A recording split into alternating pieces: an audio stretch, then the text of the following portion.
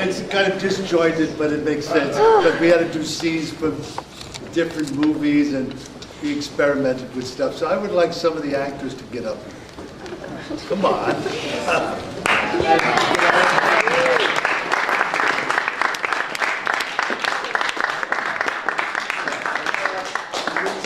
I would like you to, yes, I want you to talk about what you experienced.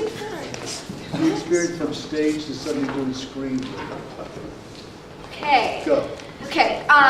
So stage, you have to reach everybody right now. Like, this is what stage is all about, reaching you guys right here.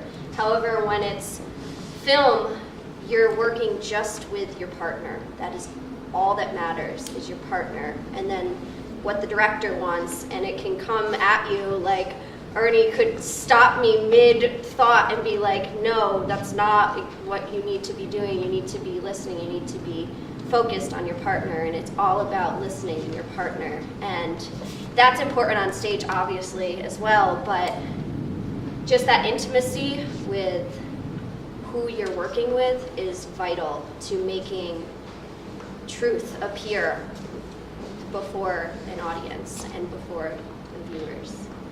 Okay, the intimacy she was talking about, this is where the camera is. Yeah, that's fun. So what we did a stage version of a monologue, and then I came up to him this close and said, okay, do it now. Right to his face, too, and you're like, yeah. Okay, but a very different thing happened in terms of their work, of their acting. The depth of their work was suddenly they didn't have to perform it, because in film work, the camera comes and gets your performance. You don't give a performance, and that's what creates the intimacy of the moment-to-moment work. So, anyone else want to say what their experience was? Okay. Do one more. And Okay, yeah. No? Not suddenly they're shy. Yes. Well, it's just after we would film our scenes and then go back and watch the dailies from that day on the big screen, and we would all be moaning because Ernie would point out everything that was wrong about everything we did, which was as subtle as just like raising an eyebrow. He was like, "That's too much. That's too much. That's awful." Like, and just realizing that it's so simple. You just have to kind of live, and that's all it really is. And it's harder than it should be, but it is. And humbling, and very humbling, because we're all bad. But getting better. But getting better. Just one other thing. Sam saying about lifting an eyebrow. You know, this is considered a small screen. If you get a close-up, that's the size of your head. That's the size of your head. Put it in a motion picture theater, and you've got a head 30 by 40 feet large. So any subtle thing you do is really meaningful, but if you do a little thing theatrical, it's huge. So a lifting of an eyebrow could be like a log moving up and down.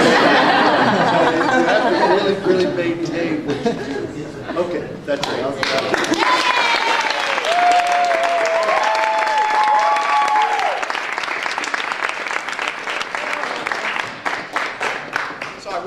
Hear about that, and I wanted you to see a little bit of that, because it's been going on in a kind of different sort of pattern and a different sort of rhythm than a lot of the things that the plays that we typically rehearse. They're meeting on the weekends, they're shooting on the weekends.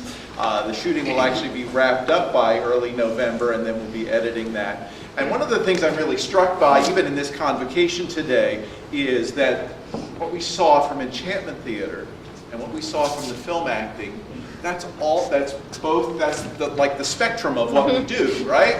So those two things are not mutually exclusive, although one is obviously very physical and theatrical, and one is very subtle and psychological. That's all part of what you all need to be embracing, both ends of that spectrum. So that's really a great object lesson in the diversity of possible expression in the world of the theater.